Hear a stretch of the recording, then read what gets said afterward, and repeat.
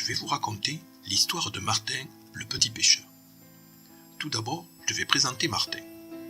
Il est habillé avec un pantalon marron orangé, un t-shirt bicolore marron orangé devant et bleu fluorescent derrière, avec des manches bleu foncé.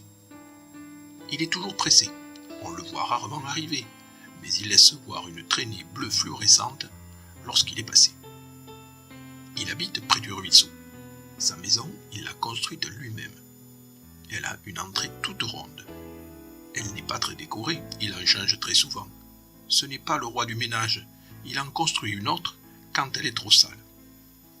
C'est une maison troglodyte, elle est creusée dans la berge. Martin pêche, c'est sa passion. C'est un vrai pêcheur. Il pêche toute la journée des pesquites. Non, pas des pesquites. Ça, c'est en occitan. On dit des vairons en français. Ce sont de petits poissons très communs dans nos rivières.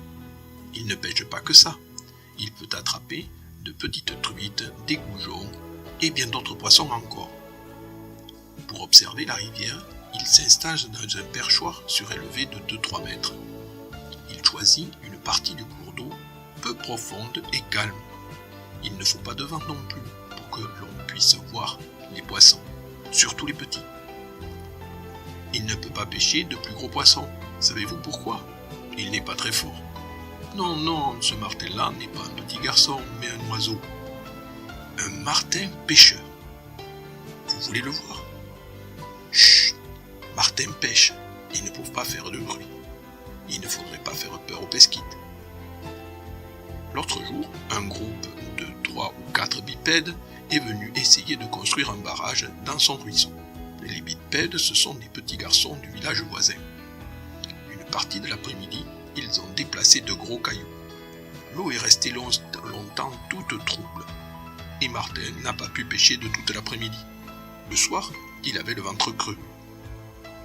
Lorsque vous passerez près de son ruisseau, pensez à laisser l'eau transparente pour qu'il puisse continuer à pêcher après votre passage. Sa technique de pêche est simple. Il se laisse tomber la tête la première dans l'eau, il ouvre les yeux et le bec. Lorsqu'il voit un poisson à sa portée, il ferme le bec sur la queue du poisson. Puis il remonte vite à la surface et s'envole à grands coups d'aile. Cette fois-ci, c'est raté.